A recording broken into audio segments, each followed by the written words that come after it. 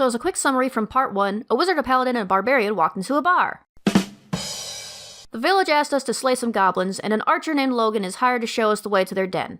Logan, by the way, apparently has a beard, which everyone but the DM forgot about. Whoops. And now we're at a shrine. Anywho, the paladin starts praying because he's suffering religious withdrawal or whatever, and says he wants to get on the spirit's good side. Meanwhile, Logan whips out a guitar and starts jamming like it's nothing special. Torek decides to listen, but then Logan tries to start up a conversation. All of Torek's answers are indirect and at one point result in Torek flirtatiously wiggling his eyebrows at Logan for some reason I don't remember. Eventually, Red, the barbarian, cuts in and starts barraging Logan with all kinds of personal questions like, what's your deal? Where's your family? Are they dead? Logan, slightly flustered, proceeds to explain how he was orphaned as a child during the war and recently lost his wife after she encountered the deck of many and drew the balance card. Choked up, he tells everyone he needs time alone and tries to leave, only to suddenly faint dead away. Now at this point, I feel I need to mention something I didn't say in the last video. You see, Torek and Red are both chaotic, so as you can imagine, they aren't really concerned for the guy. For example, Torek's immediate reaction is to grab a stick and start poking him. But then Red, the barbarian, says we need smelling salts to wake him. Of course, no one has any, but Torek does find a pen and ink in his bag, which gives him an idea. They graffitied the guy's face.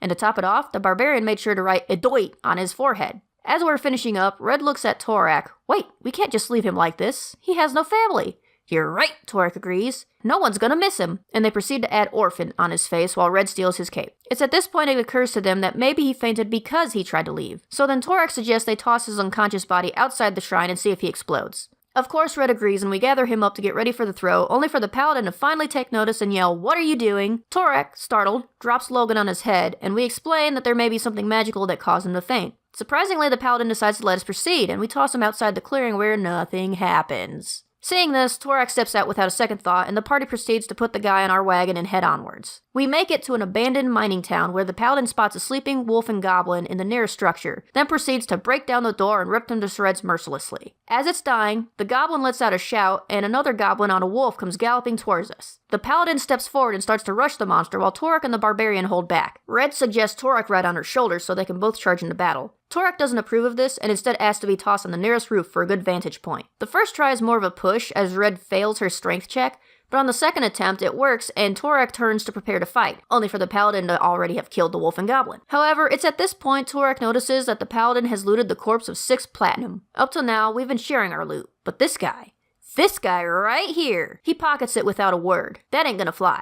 So Torek flops off the building and casts sleep on the paladin. He and the barbarian proceed to use sleight of hand to nab the coins without waking him. Torek pulls a nat 20 and gets off scot-free while Red fails her roll and gets caught immediately. Before the paladin can do or say anything about it though, more goblins, wolves, and rat swarms come our way. At one point, Torek combined one of his cantrips with Intimidate and starts shouting demonic noises at 3 times his volume towards the enemy, successfully scaring the goblin away. The rest of the enemies are essentially killed by the paladin and barbarian as Torek stands back, safely out of reach. At one point, Red loots 2 more platinum, but since we already have the 6 we stole from the paladin, she decides to give them to him. While pocketing them, he realizes his coin purse is rather light and finds his other coins missing. He immediately knows it's Torek since he saw Torek cast sleep on him. Now, here's where it gets iffy. He tried to use Intimidate on Torek, but since we're both players, we weren't sure if it would work, so we asked the DM, who decides to throw more goblins and rat swarms at us. So, in the end, the session ended on the archer being graffitied, the paladin being robbed, and both Torek and Red 6 platinum richer.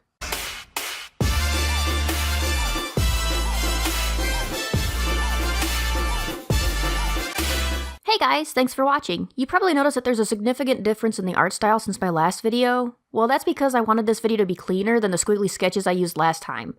I looked up some channels that also do D&D storytime animations for inspiration, and the one that helped me the most was Dingo Doodles. So if you enjoyed this, you'll love her channel. Her art is way better than mine, so go check her out.